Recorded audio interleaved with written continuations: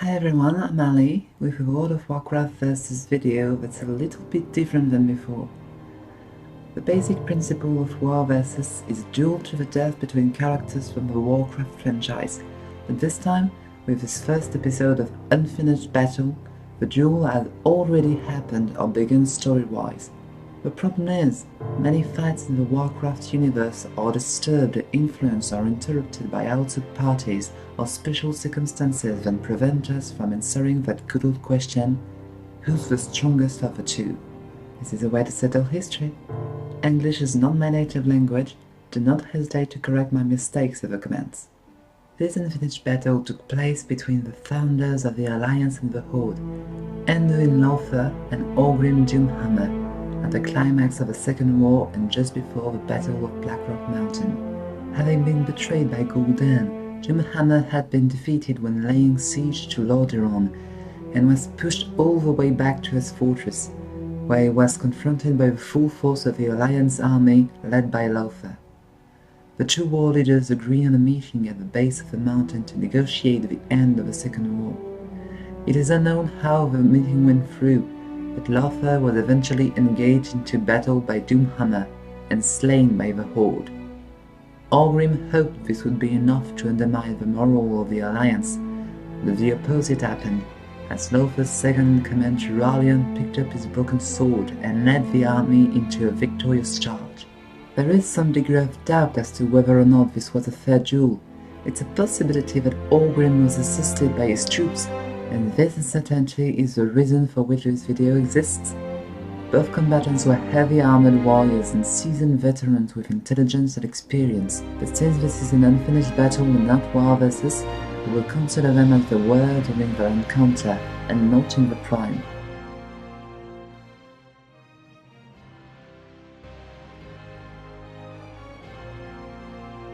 Doomhammer and Lothar are both the founders of the respective factions. They're both powerful warriors and were rivals of comparable importance during the entire First and Second War. Is there need of more to see why this fight is interesting? Their final clash was a determining factor for the entire history of the Second War and the whole Warcraft lore. A different outcome would have changed everything. So how would the duel have gone if the duel had been fair? It may have, of course, but I guess we'll never know.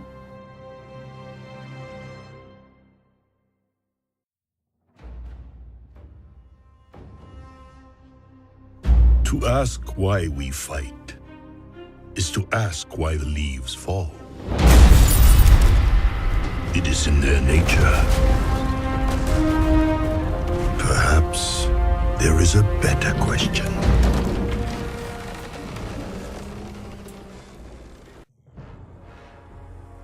Anduin Lothar would have approached the negotiations he had proposed mounted on his war horse, intending to impress Doomhammer and knowing he'd likely have to fight. The same could be said for the Orc, who would have brought the Doomhammer spear and be ready to do battle at a moment's notice. Both would have met at the base of the northern slope of Blackrock Mountain in the Searing Gorge, surrounded by their forces. The armies would be staring at each other, eager to cleave through the ranks of the enemies while both Doomhammer and Lothar are thinking of how to keep their word together.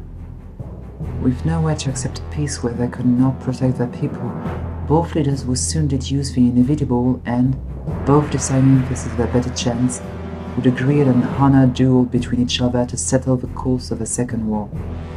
If Doomhammer won, the Horde would crush the Alliance and fulfill its conquest of the land. If Lothar won, the Horde would have to turn back and return from where it came. For Anduin, a loss would mean a fight his army had been prepared for anyway. For Orgrim, a win was his only chance to further his tensions against the Alliance and uphold what he perceived to be the honor of the Horde.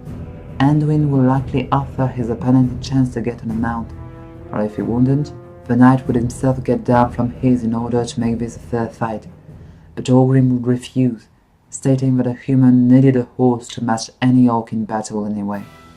After getting separated by a distance of about 10 meters, the warriors could start the duel, which would begin with Lothar dashing on his horse, his great sword ready to strike with full force.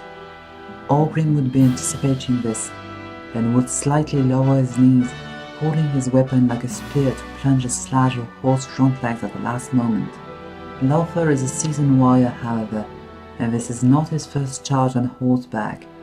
Switching directions at the last possible moment to surprise his enemy, the knight will use his momentum to cast a powerful strike from the Great Wheel Sword against Orgrim. Normally, the orc would prefer to dodge such an attack, but he knows how good his opponent is and how sturdy his hammer can be. I think he'd prefer to use all his strength to parry full on, matching his strength against Lothar's to dismay him, before dashing in front of him to attack the human. Orgrim's intention would be to use a feint strike down rather than up at the last moment. Lothar would eventually understand his intention and parry, but too late to stop the attack. The slash of the Great Wheel Sword would cut the handle of the Doomhammer in two, letting the hammerhead fly and, guided by the spirits, plunge its sword into the horse's back legs. The beast would howl in pain and stumble to the ground with its rider, with Lothar trying to get on his feet as quickly as possible, and Orgrim violently jerking on the Doomhammer to rip it away from the wounded horse. The knight, angry at the fate of his steed, would quickly slash through the air, using the occasion to aim at the horse's head. Howling to give himself strength and cover the horse's screams of agony, Orgrim will make one final effort and use the leg bone as a lever to break the saw on top of the Doomhammer, reverting it back to its original form, and lift it against Lothar to parry the blow. The two weapons will finally smash against each other in a loud metal sound. Orgrim would suffer the most from the blow, the golden magic of a Great Wheel Sword protecting Lothar, and the momentum would force him to take a dangerous step back despite his raw strength. Knowing himself to be physically weaker, Lothar would press on and strike again and again, forcing Doomhammer to be in the defensive and use his hammer to parry some blows. After a short exchange, the knight would think he had found a breach in the orc's defense and sift his sword into it, aiming for the war chief's head. This, however, would be a trap set by Doomhammer to snatch one of Black Hand's fangs from his belt, his secret weapon. Using all of the hammer to block the attack, Orgrim would then use his extensive reach to throw the small blade into Lothar's face. Having no choice but to recoil, Anduin would be protected by his sword's aura, and the fang would be deflected to the ground. Having time to regain his composure, Orgrim would thus have stopped Lothar's onslaught. Both holding on to their weapons, both combatants would look at each other, just for a second, before resuming the duel. The hammer and the sword would sing from both armies, clashing with the full might of both factions behind them. Orgrim was naturally more powerful, but Lothar would be able to match this with his magical protection, his cunning and his will, offering more than a match to his superior opponent. In a long fight, Lothar might have spared himself and be careful, preferring a slow approach and crafting an undodgeable death for the orc, but he was too old to last that long, especially against the war chief of the Horde. Orgrim was too alarmed and too strong, and he knew it. If the orc managed to get one clear strike in, the old man would be done for. Lothar would know this. He would know that despite all the advantages he had, his one shot at dealing enough damage to take down Doomhammer would be to match strength with the enemy and deal a fast, hard, and perfect blow, the best blow of his life. Harnessing all their respective strength, both warriors would run at each other, knowing this to be the end of one or the other. Lothar's sword, by matching the enemy attack to protect its wielder, would allow the knight to strike with abandon, leaving away his defense to deal every ounce of damage he could. Orgrim, despite his strength, is held back by his knowledge of the prophecy of the stranger. It will never, ever falter when the fate of and honor of the entire Horde is at stake.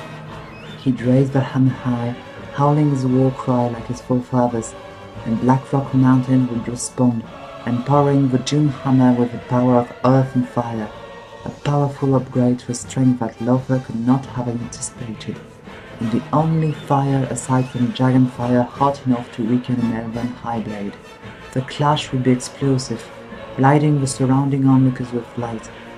What no one but the two warriors saw was the elemental power exploding and destroying Quasarham's runic aura, before smashing the blade and breaking it in two. With this one movement, the warchief would then reach the Supreme Commander's head, now defenseless, and break his neck in a single blow.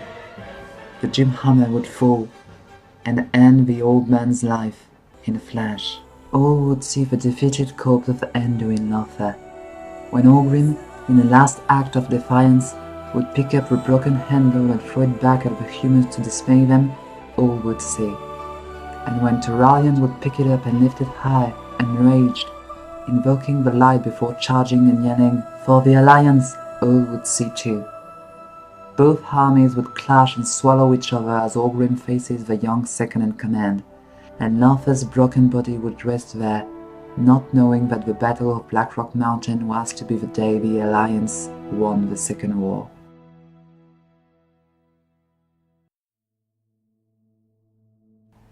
Thanks for watching this video. Until now I've preferred to use only characters who are not susceptible to be affected by the lore anymore, mostly dead ones, but the Finished Battle series will allow me to recreate some duels where I can use Thrall, Illidan, Sylvanas, and so many others. It's a bit difficult to produce a detailed fight between two warriors, but I hope this one was interesting. The question of "was Orgrim treacherous or no" is a bit tricky for Orgrim fans, and I can at least say that Orgrim would have won this fight too if it hadn't been fair. We'll have more magic next time, with a duel between the two main lieutenants of Illidan's Storm Rage during the Frozen Throne and Burning Crusade expansions, Kael'thas and Strider and Lady Vash. Like and subscribe if you don't want to miss it, and until next time,